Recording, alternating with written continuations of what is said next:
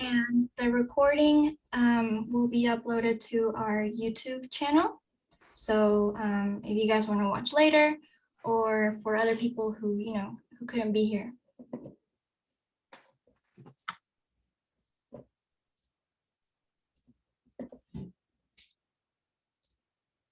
So welcome.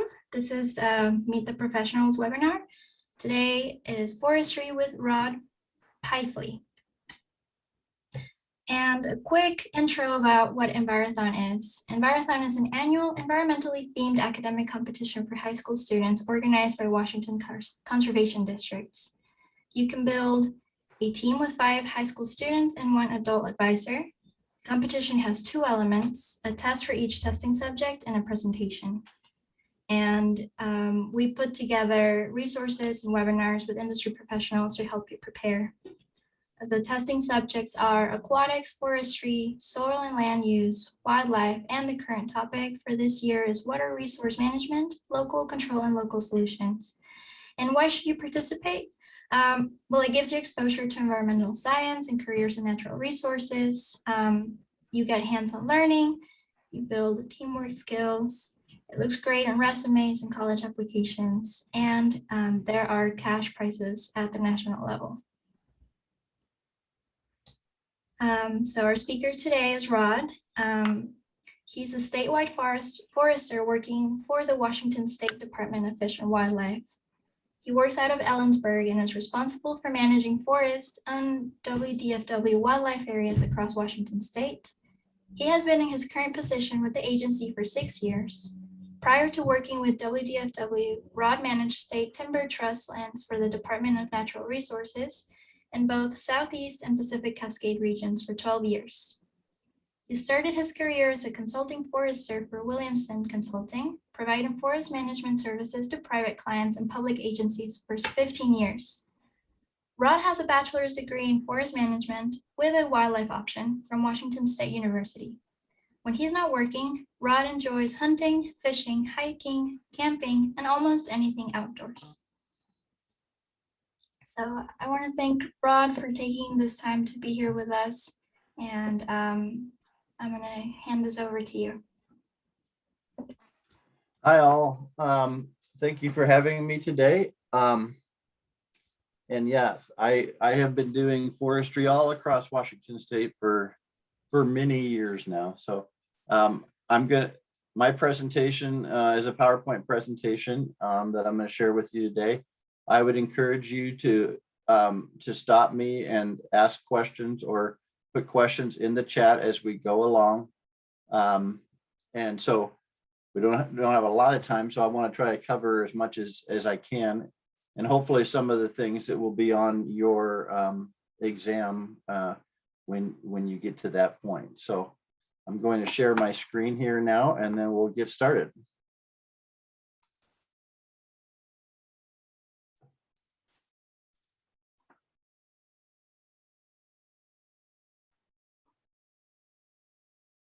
All right, can everybody see the screen? Yes, we can see. Okay.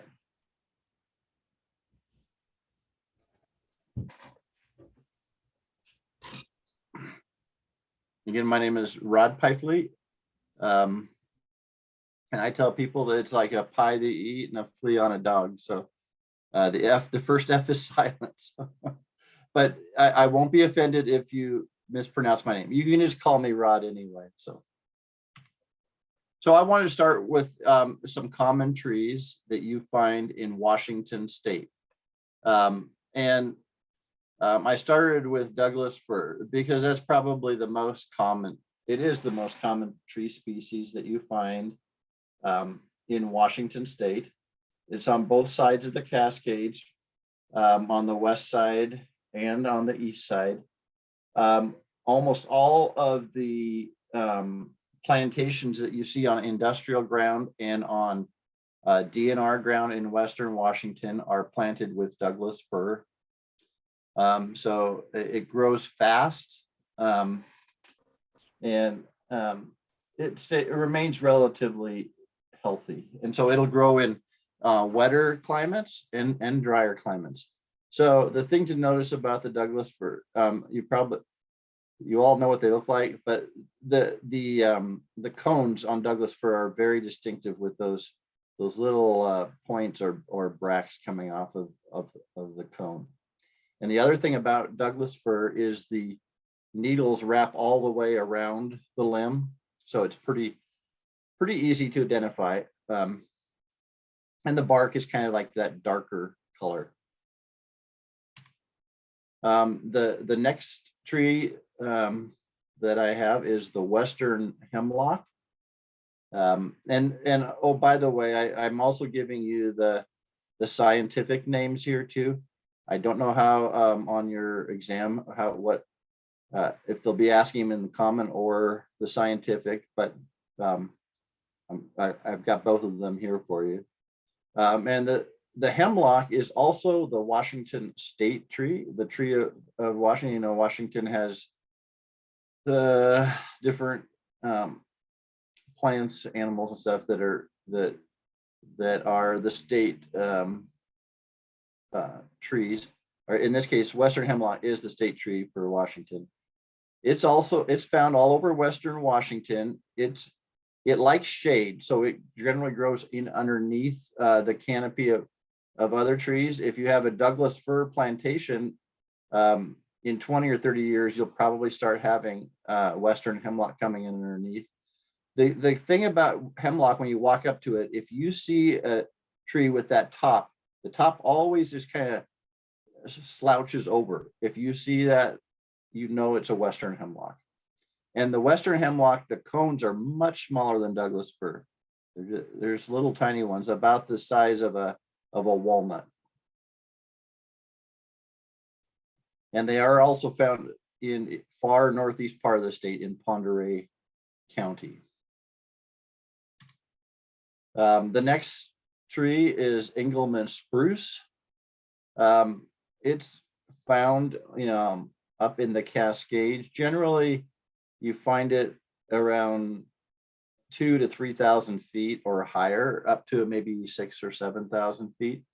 The thing about spruce is, if you go up and grab a hold of a spruce branch, you'll know right away because they're very prickly, and the bark is kind of a blackish color. But when you go up and grab those needles, you'll definitely know. And then you can see the cone it's about the same size as a Douglas fir cone, but they don't have those little points on them like the Douglas fir does. The next tree species is Sitka spruce. Sitka spruce is generally confined to Western Washington. I've seen a little bit on the east slope of the Cascade, but generally in Western Washington, Sitka spruce likes wet areas. So you'll see it next to swamps or streams or areas where there's lots of water available.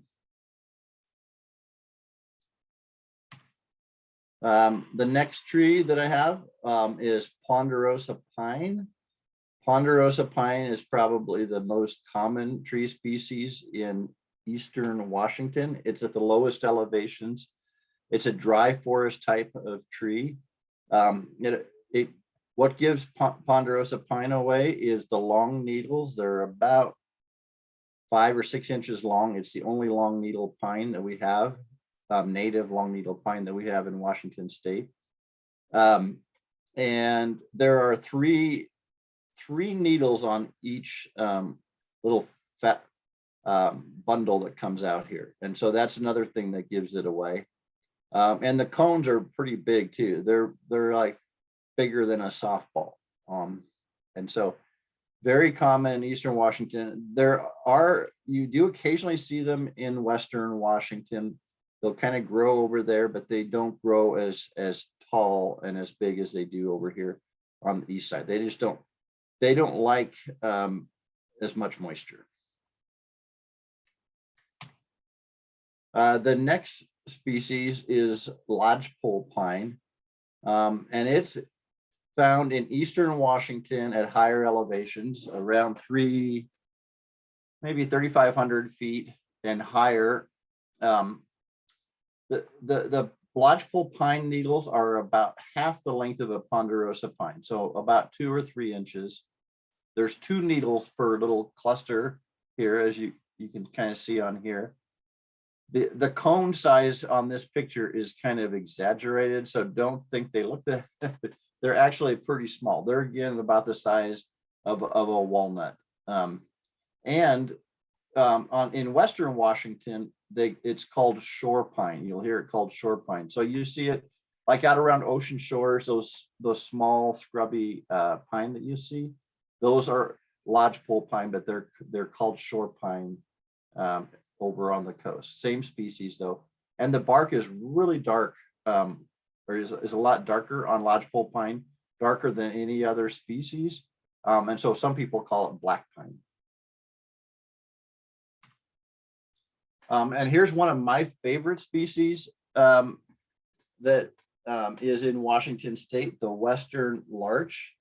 It is exclusive to eastern Washington. Generally prefers the higher elevations, like in the Ellensburg, Yakima area, even over towards Wenatchee, probably around 3,500 feet and higher. When you get up around Colville, the northeast part of the state, you'll see it down to even 2,000 feet. But it's the only native conifer that loses its needles every year. And when I was a consultant, there'd be people that would call every year and say, my trees are turning yellow and the needles are falling off. What's happening? And I said, I would say, are they large? And then there'd be silence and they would say, maybe. And so 9 times out of 10, they were large. So very distinctive. And then they have relatively small cones too. And larch are really fickle on putting a cone crop up. It may be 6 or 7 years between cone crops. So, but they like fire. If a fire came through here, that would stimulate cone production. And most species, fire will stimulate a stressed cone crop to help regenerate the site. This is grand fir. Grand fir is it's found throughout Washington State, a little bit more prevalent in eastern Washington on the east slopes of the Cascades and up through northeast Washington, Colville area. The thing about grand fir that's very distinctive is the needles are flat on the limb. They don't go all the way around. And so if you see that, you know that it's a grand fir. Also, if you go up to and feel the buds on a grand fir are rounded. The buds on a Douglas fir, which has the needles going all the way around, they're pointed on the Doug fir. So if you can't tell, go up and touch the end of the limb, and you'll be able to tell right away. And then the cones, they look different too. If they don't have those pronounced points on them, then it's most likely a grand fir. And western red cedar. I think most of you probably know what cedar looks like. They look like kind of like the sequoia tree that you might have as a ornamental in your yard. Very distinctive, long, shreddy type bark, red type bark. That's where it comes, the red part of western red cedar. And then they have these small little cones, but then the needles too, very distinctive on cedar. There's nothing else that really looks like it in the state. And so it's found throughout Washington State, and it generally likes a wetter footprint too. Okay, now we're gonna go into some things that I take into account when I'm looking at a stand and see how healthy the forest is. Soil types are very important to tree growth. If you have shallow soils, you're going to have a limited number of species that can grow there. Moisture is not going to be available. You're not going to have trees that are going to grow very well. Pretty poor site. And that's the available moisture. So you all know that Western Washington gets quite a bit of rain sometimes, and Eastern Washington is relatively dry. So a tree in Western Washington that's 30 years old might be, probably 20, at least 20 inches in diameter. That same tree over in Eastern Washington would probably be only 8 to 10 inches in diameter. So moisture is a big determining factor how well the tree's going to grow. Competition from other trees. If there's too many trees in the forest, the growth rates will be really slow. You won't even be able to count the tree rings on them. They need to have their space, and depending on the soil types and available moisture, that tells you how many trees can the site support. Another factor is competition from understory. The understory trees, even shrubs and grasses, can compete with moisture for trees, especially on dry soil types. That can be a real limiting factor. The biggest limiting factor is probably getting that understory layer of trees established. If you have competition from shrubs and grasses, those conifers cannot seed in very well. If they have that competition. And another factor, and becoming more of a factor, is climate change. With generally warmer, drier summers, tree growth is slowing down, and you also have more forest health issues like insects and diseases with those warmer, drier summers. And so some common insects that you might see in our trees in Washington State: Douglas fir tussock moth. That's a defoliator. It's becoming more prevalent. It does well in our drier, hotter summers. And so I'm seeing more of it in Western Washington. I'm even starting to see it over here in Eastern Washington now too. And it can cause a lot of damage quickly, including the overstory trees. A lot of the defoliators generally attack the smaller trees, but the Douglas fir tussock moth, it doesn't prefer small over big or anything else, and it can cause a lot of damage quickly. Spruce budworm, it generally gets into Douglas fir and grand fir, and it does like to stay in the smaller trees, the understory trees. The interesting thing is it very rarely ever gets into spruce, so but it is called spruce budworm. And then there's two bark beetles, mountain pine beetle, western pine beetle. Both of them do almost the same thing.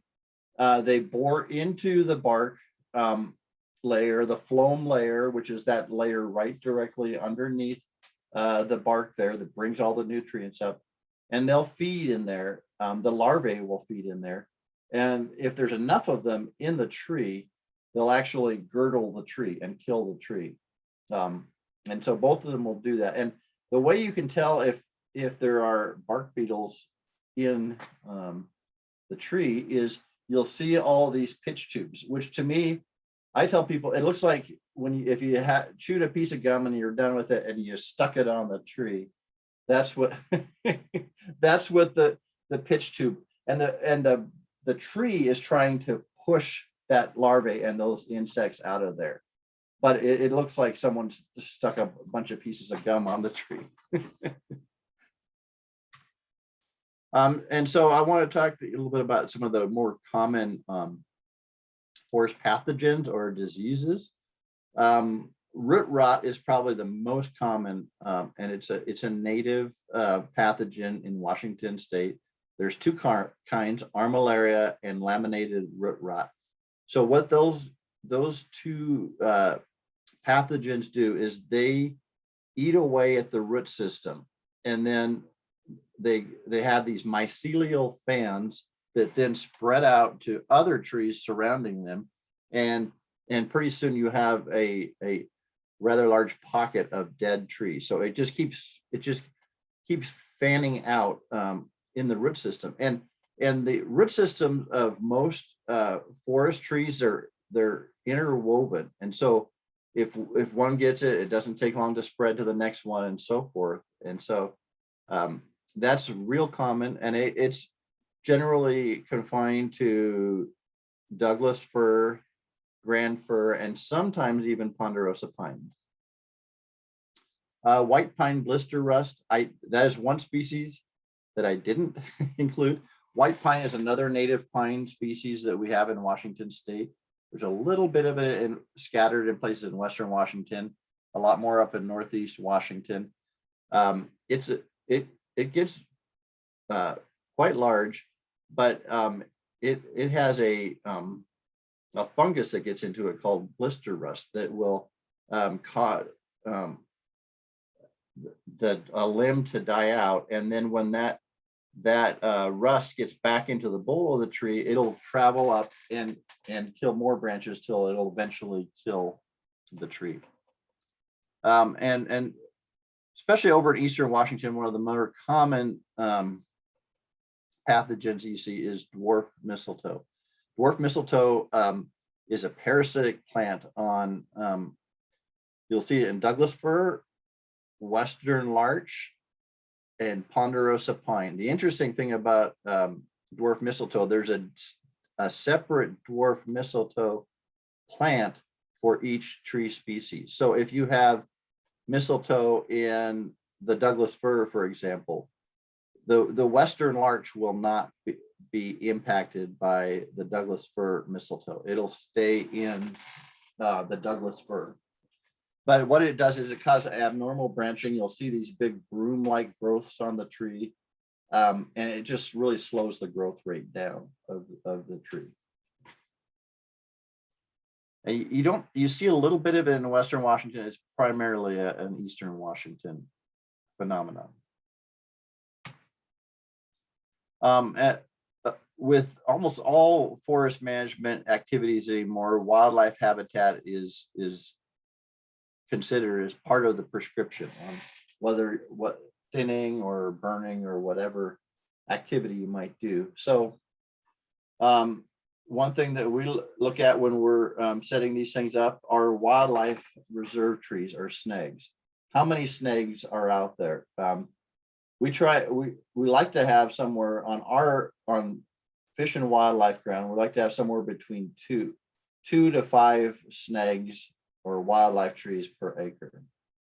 And quite often you'll find that you don't have that many snags per acre on the site. So in that case, when we're doing our thinning operation, I will designate trees for the equipment operators to create snags. So they'll reach up as high as they can with their feller buncher head, which is what they use to harvest the trees or thin the trees, and then create a snag. So that 16 or 20 feet at the bottom at the base of the tree will remain on site, and then they can make a log out of the top of that tree. And what I have found is the operator created short snags, they get as much use, if not more use, than the natural snags. And I think it's partly due to when I have the operator create the snags, I have them knock the limbs off, because limbs are an easy way for predators like other predatory birds and so to get in there and steal the eggs or grab the little fledglings. And so I think they actually get more use than the wildlife trees. But so we try to get a combination of existing snags, which we don't let the operator cut, and operator created snags to try to get somewhere around 5 trees per acre after we get done.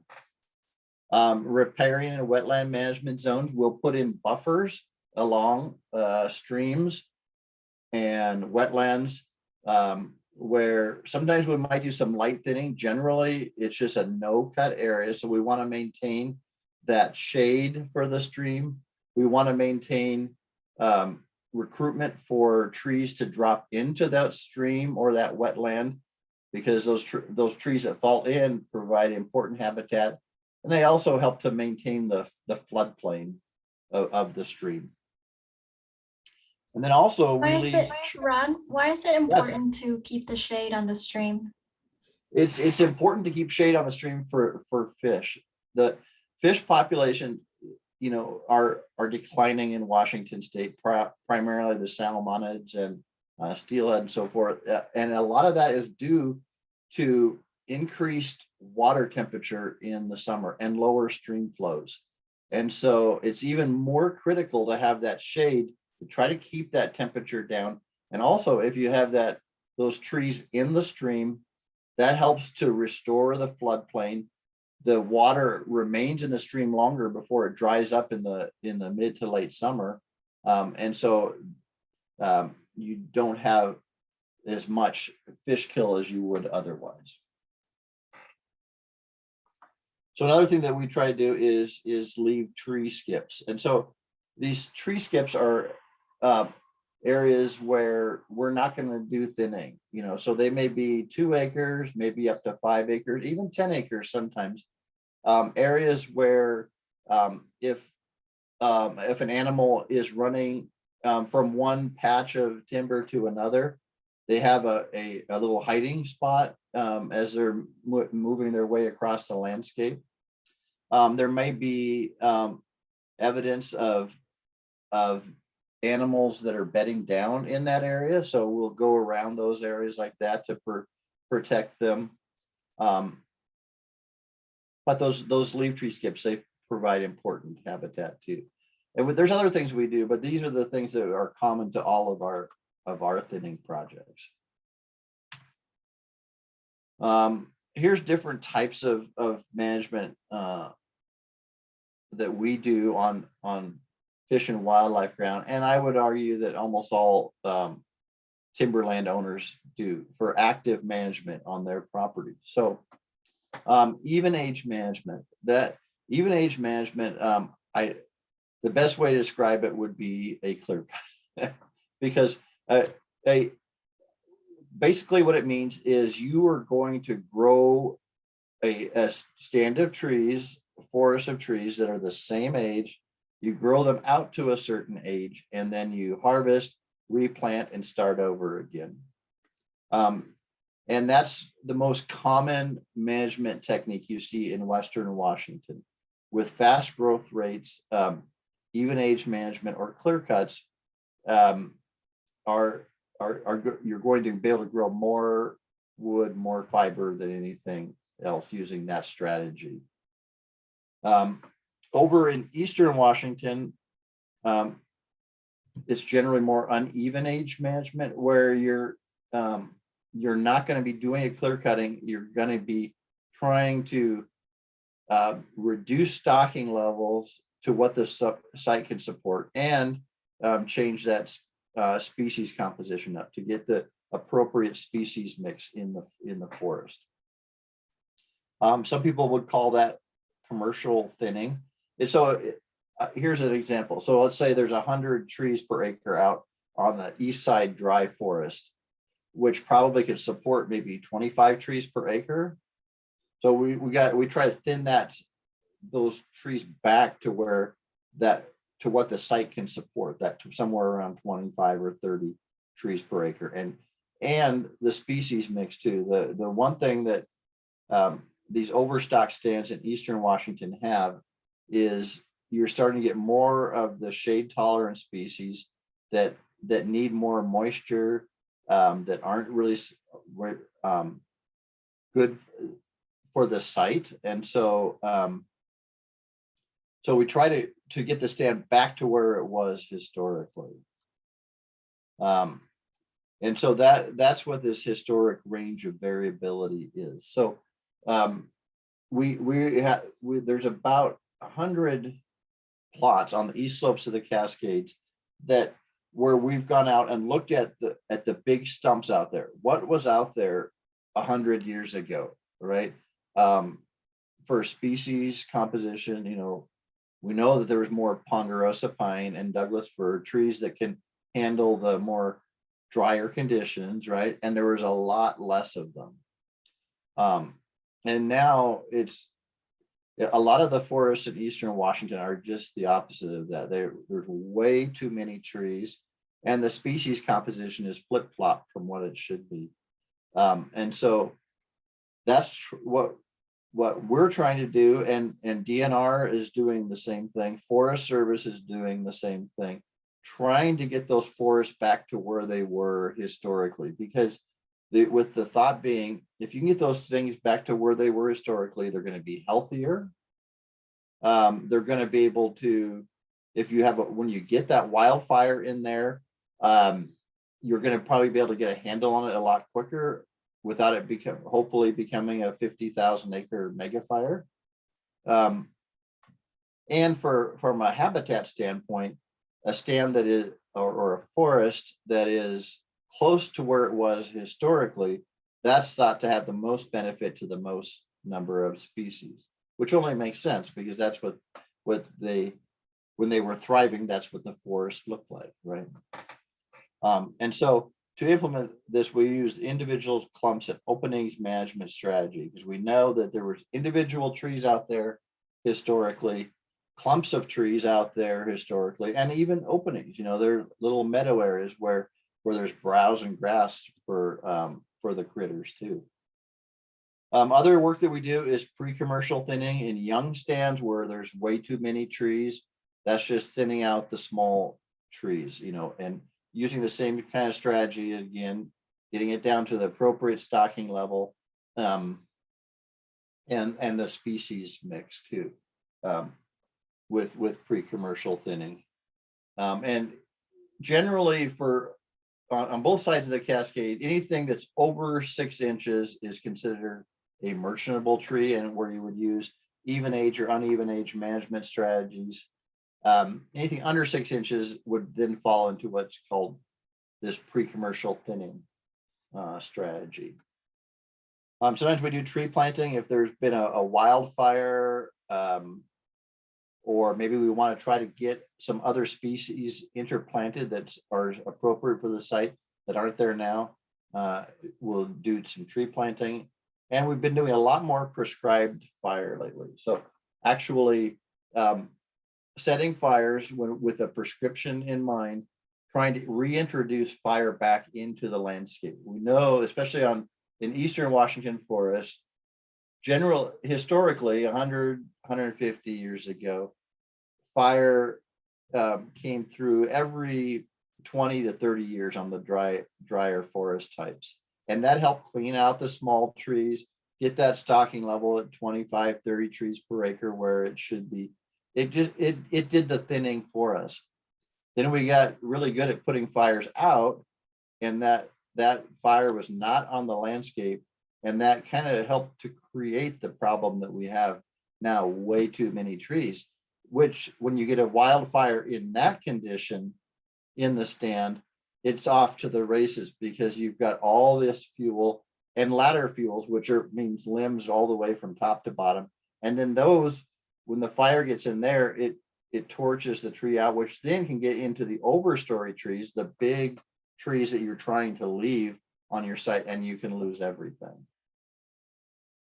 So with the prescribed fire, often what we'll do is thin first and then use prescribed fire afterwards. And I got some pictures of that later on too, in the more fun part of the presentations. Other management considerations with all activities: habitat needs. Are there certain species that we're trying to manage for? Maybe a spotted owl,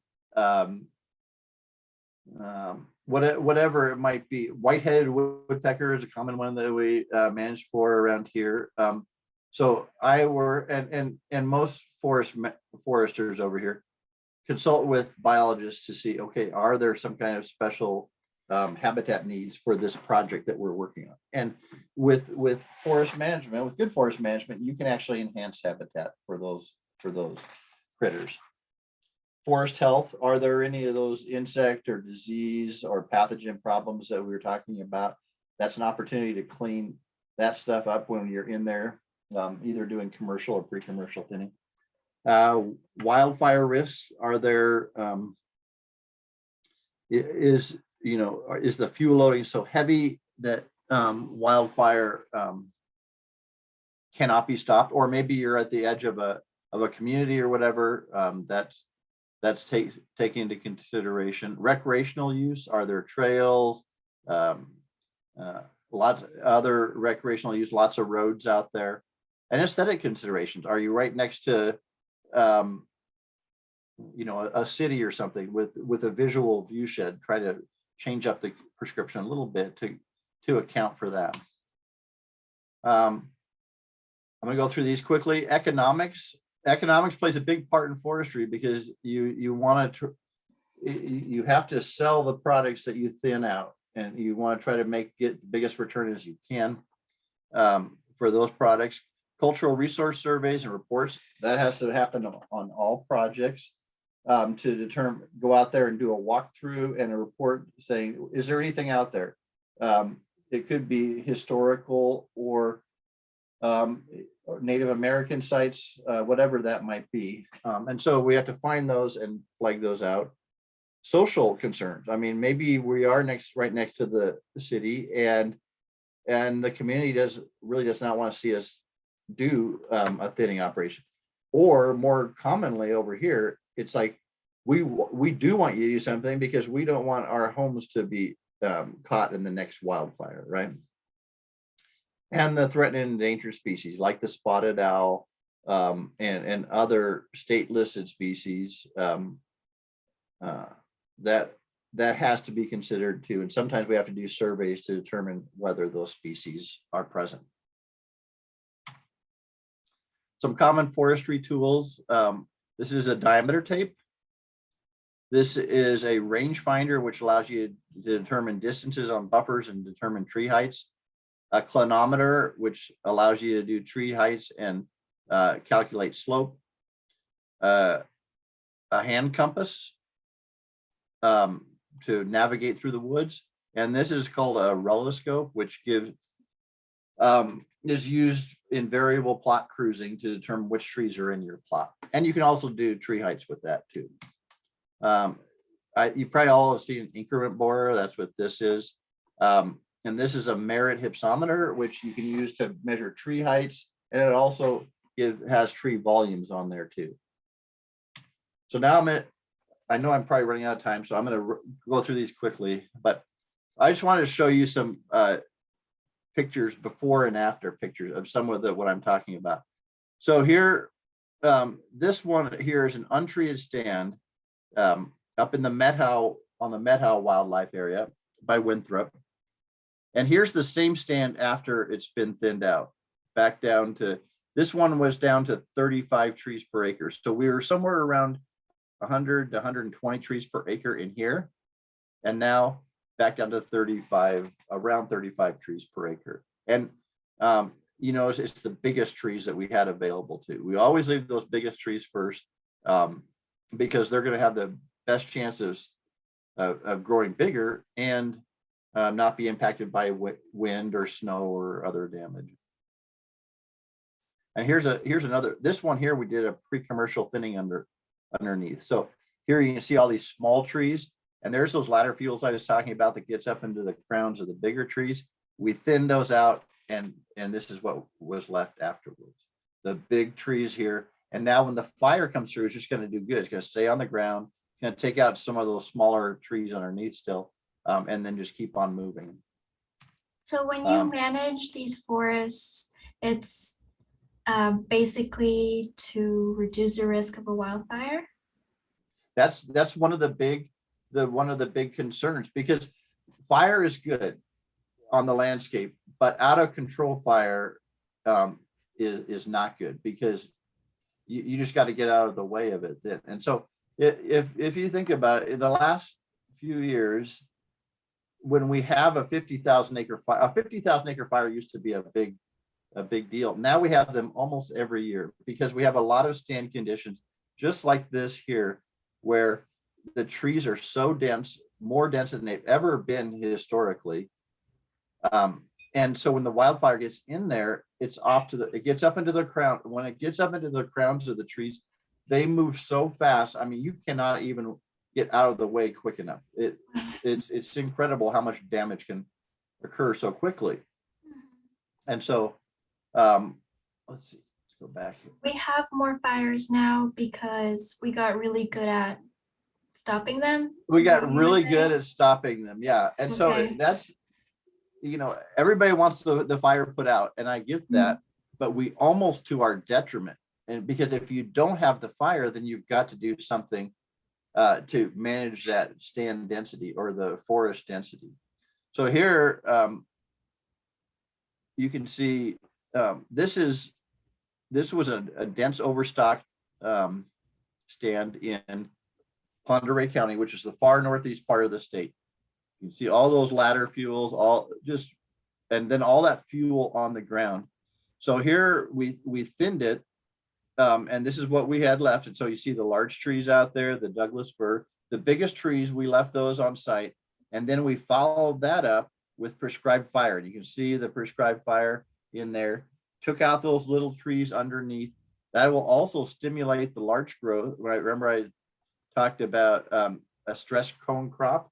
So that fire then stimulated the large growth, and now there's large regeneration coming in underneath this stand. And when the wildfire comes through here now, it'll just stay on the ground and do what it's supposed to do. Okay. And are these public lands and private lands? This is public land here. So I'm showing you Okay. examples on Fish and Wildlife ground, and Okay. Forest Service does similar type of activities. DNR is finally getting on board with doing prescribed fire now too. And so, What's and even DNR? some private landowners, but there is a cost with prescribed fire. And so most private landowners aren't as interested in doing it right now. But I suspect there's probably going to be cost share money that will start coming available to allow private landowners to participate too. Okay. So, What's DNR again? Yeah. Department of Natural Resources? Yeah, I forget Okay. people don't always know acronym. DNR is the Department of Natural Resources, a Washington State Department of Natural Resources. And so they're the ones who manage trust lands in Washington State for Okay. school trusts, hospital trusts, universities. So this one here is a really good one, I think. So this here was one of the areas that I worked in. You can see all kinds of bad things going on here. There's way too many trees. There's lots of logs and fuel on the ground. This is that mistletoe I was talking about. All these trees had mistletoe in them. And those big brooms, you can imagine with the spark gets into there, what happens to the trees, a Roman candle, right? It's gone. And so this is what the stand looked like before. Afterwards, this is what we thinned it out to. So this here, we thinned it out to about 30 trees per acre. Up here, you can see a clump of trees. So we left a clump there. There's an opening there. There's lots of individual trees. This might even be a snag here. And so that's what happened afterwards. And this one, we're probably going to do prescribed fire on this one in a couple of years now, after the grass and shrubs start coming up a little bit, just as a follow-up treatment. And this is what we're hoping to achieve over time. And eventually we will, which is what a dry forest type in Eastern Washington should look like. This is just an example of pre-commercial thinning, excuse me, where we have too many small diameter trees. In this case here, you're looking for the biggest trees to leave, the right species. This is a drier site, so ponderosa pine and western larch was scattered in there. We had to leave almost all of those. And then after they're done, you can see what the end result is. So that's going to reduce that stocking level, increase growth rates dramatically, and allow them to get to that bigger tree status where they're not going to have those lower limbs, and hopefully the wildfire again will just spread right on through and do good. We also use some of our wood for stream restoration projects. We'll put it into the streams, in the wetlands for habitat. So habitat features. We've been doing more and more of that. That was my next question. What do you do with all the leftover debris So, and yeah, so I use it for restoration projects wherever I can. But then the whatever I have left, I sell it to local sawmills. And so that then helps cover my costs. Oftentimes it covers all of my costs, so we're creating good jobs. And everybody needs wood products. And we're providing revenue back to the state to do the restoration work. And here's just another picture that I had taken of a thinning project we completed, where this stand here, in fact, this is that same stand that was in the previous slide, but more of a landscape level view. And it's a lot closer now to where it should be, because the browse has been reinvigorated. The fuel loading has been decreased dramatically. And we are going to follow this one up with prescribed fire too. And then we did create snags. I don't see any out there, but we did create a lot of short snags on this project.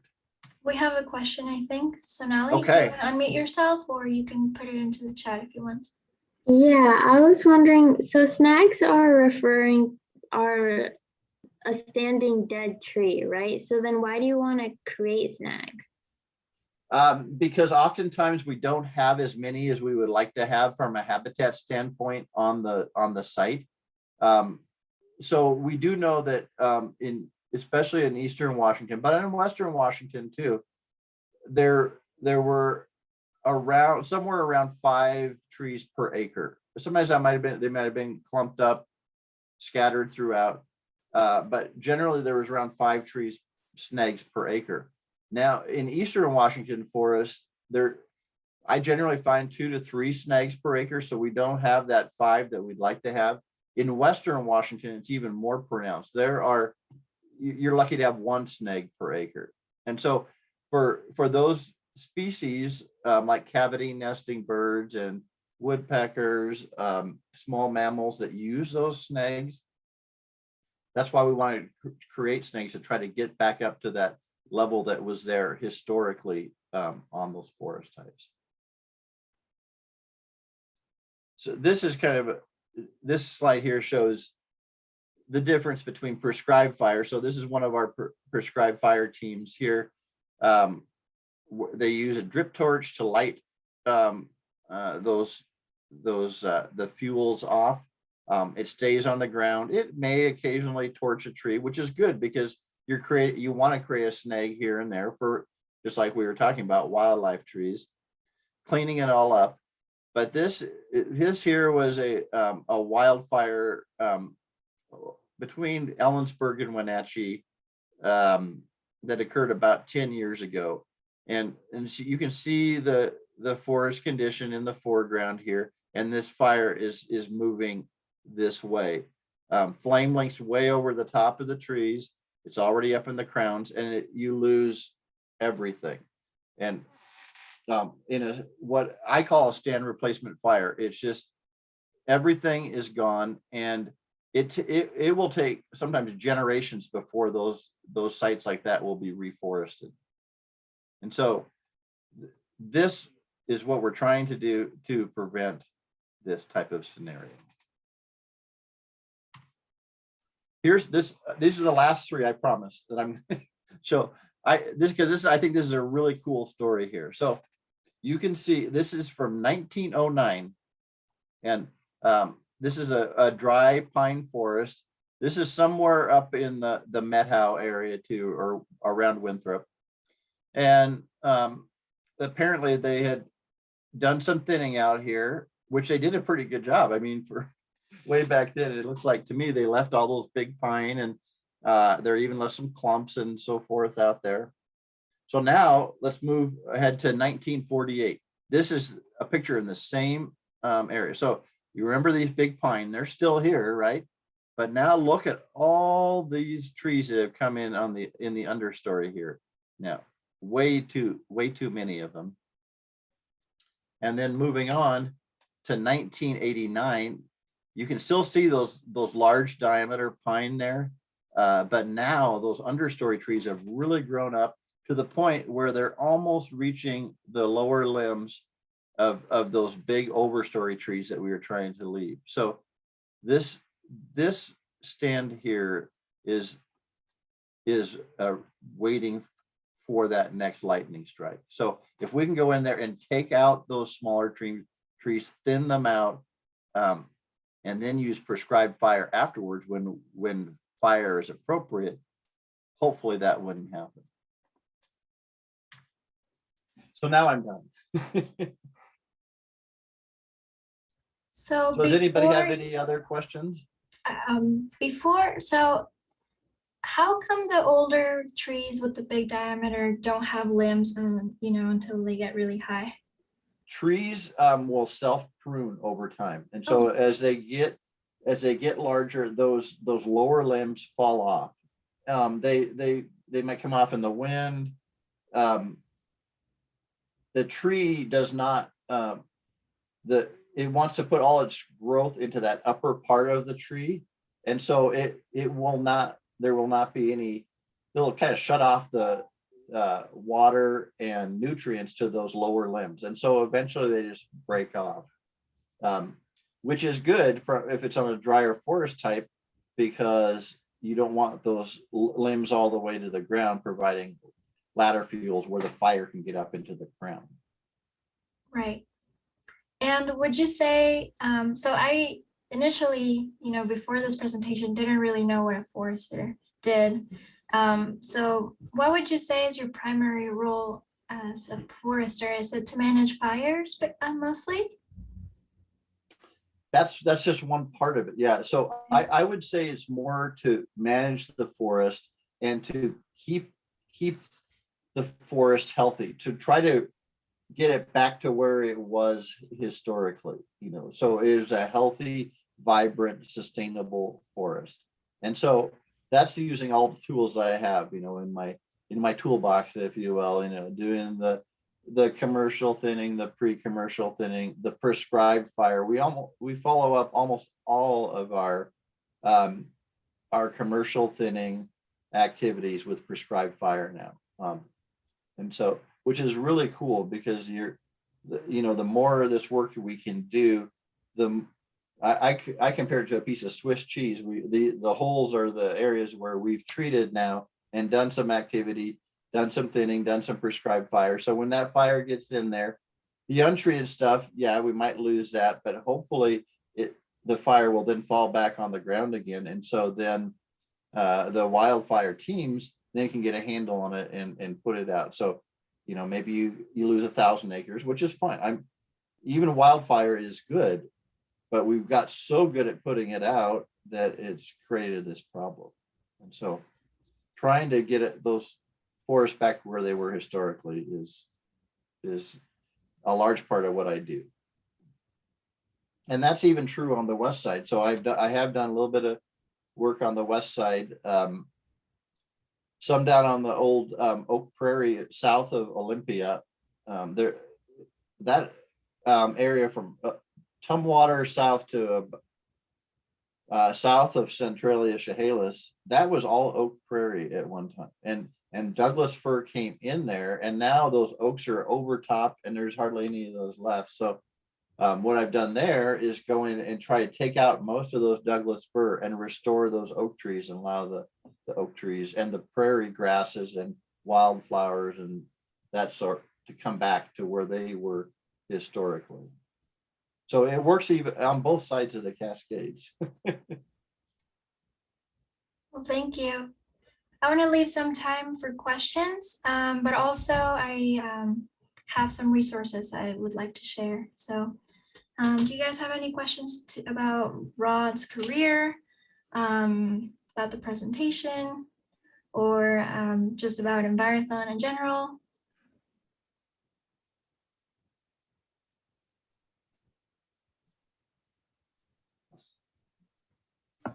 This is like really vague, but do you have like just tips for like learning how to use a clinometer effectively?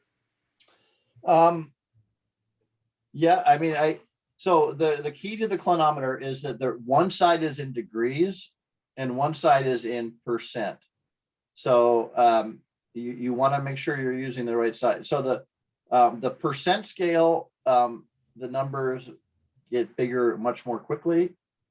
If you're measuring, if for example, if you're using a clinometer to measure a tree, you want to make sure you're measured out the appropriate distance.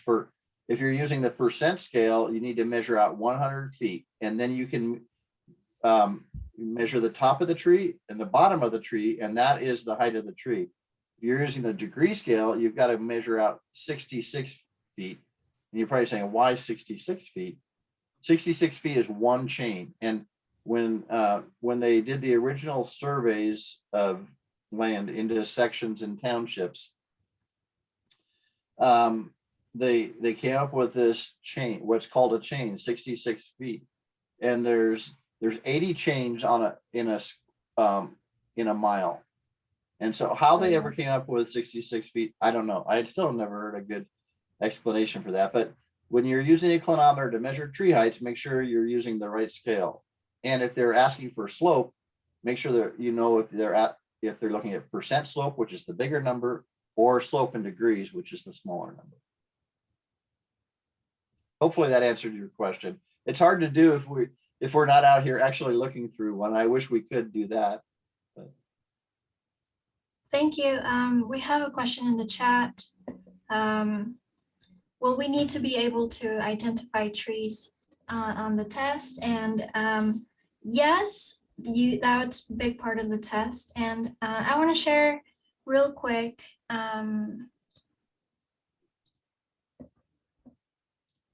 So if you guys aren't familiar with the Washington Envirothon website, here there are some resources. So, so for example, for forestry, we go here, and then this is the learning objectives. So this is all the stuff that you are expected to know. And so you can see here that the number one is identify common trees without a key. So yeah, I think, so I haven't seen the tests and I don't make the tests, but I imagine there's going to be some kind of pictures and you're going to have to identify the species. You may also need to know the scientific name. So yeah, and here's what I would recommend for the tree species before your test is just do a Google search of those. It's almost certain it's going to be a few of those tree species that I mentioned in the first part of my presentation. So go back and just do a Google search, and you can find you can find a lot of pictures of each tree species, and just take a look at the needles and the cones. That's if you know those two, you'll be able to identify the tree. And Rod, maybe you could send me your presentation so I could share with the people that are on. Yes, I can do that. Yeah. Okay. Yeah, that'll be really helpful. Yep. And so these key learning objectives, that's where I try to develop my presentation off of. And so I think most of the things were, I guess I didn't really say what silviculture was. Silviculture is the growing of trees. It's really what a forester does. They are a silviculturist. So it's just what the practice of growing trees. That's really what silviculture is. And whether it's thinning or prescribed fire or tree planting, all of that is silviculture. Thank you. Other questions? Should we know how to use the tree tools? Yes. You will be expected to know how to measure height and tree volume, I believe. Yeah, and so that tree volume is that stick that I showed you, the merit hypsometer. And so what you do is you hold that stick out. Let me see. And then it gives you the tree height. So you're already going to have the diameter. Remember, you're going to already have the diameter of the tree, and you hold that stick out at about arm's length. I haven't used one for a long time. I have other equipment, but and you get that tree height. So if you have that diameter and that tree height, you can look on that hypsometer and it will show you what the volume is in that tree. So that's the two things you're going to need. You're going to need the diameter, and make sure when you're using that diameter tape that you use the diameter side and not the circumference side, because that will that will give you the wrong answer for sure. So if you can get that diameter using the diameter side, and then stand back and get the number the number of merchantable logs in that tree, it will show you on that stick what the volume is of that tree. I wish I could show you that in person too. Yeah. Well, it's 4:31 and I want to respect everyone's time. If you need to go, that's perfectly okay. We will post this on our YouTube. So just look up Washington Envirothon. But I do have other resources I want to share. And if there's any more questions, I'm here, as long as you need me to be. We have another question. Is there a list of trees we should know? So I put together a study guide. So as I said, I don't know what's going to be on the test and I don't make the tests, but I went through old tests that are available to us as Snohomish Conservation District employees. And I data mined to see, what's going to be the most common topics. And then I put that on the study guide. So I put that together. I just finished that this week. So that will be on the website, on the Washington Envirothon website. But for now, I can show you guys sort of what I put together. And so there will be links. I don't know exactly, how many trees there will be on the test. I would just suggest to learn. Honestly, I think Rod's slideshow is really good. And what, because you can see really the shape of the needles and the leaves, and then the shape of the pine cones. And I think that will help you identify the trees. Yeah, I really believe if you know what the needles look like and how they're sitting on the branch, are they sitting around like the Douglas fir, or are they sitting flat like the grand fir? Are they long needles like the ponderosa pine, short needles like the lodgepole pine? If you know what the needles look like and you know what the cones look like, you'll be able to identify a tree every time.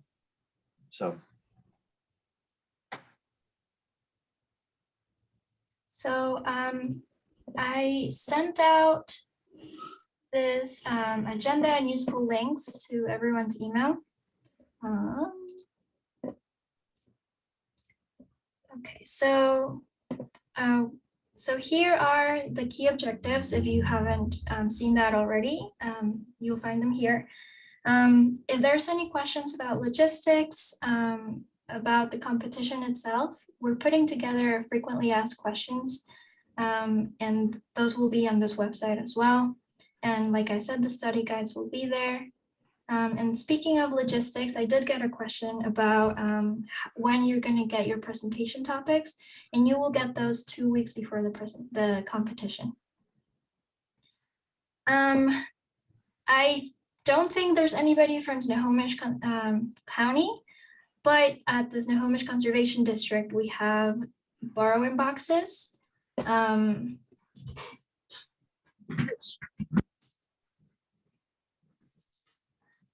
In these little bins, and we have different kinds of tools. My background isn't letting me show you. Let's see if I can change my background.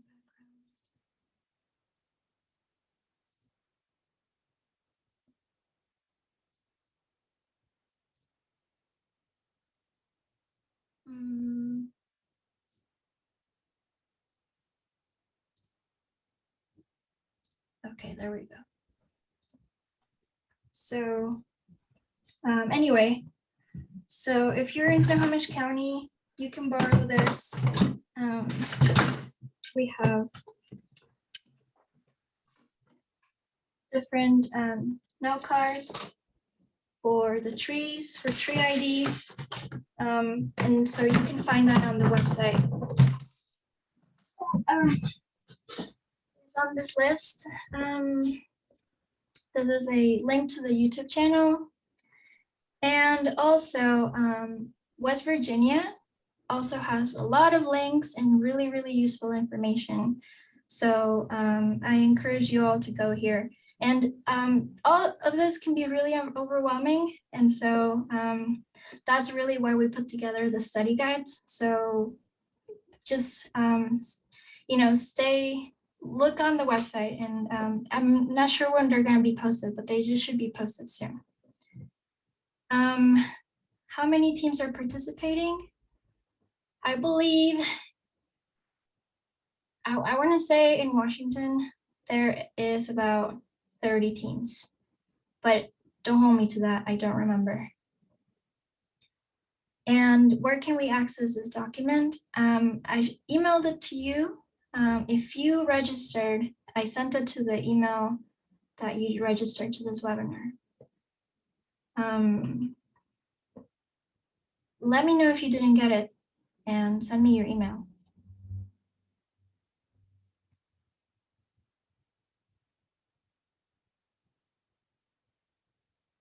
Any other questions?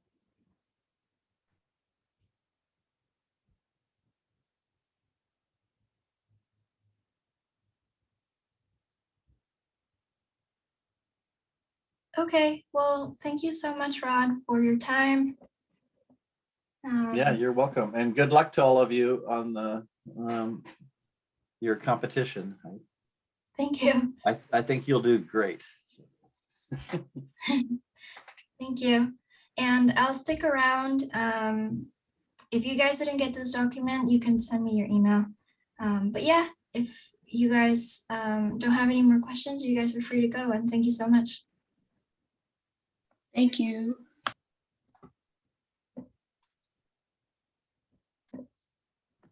Thank you. Have a nice day. Thank you. You too.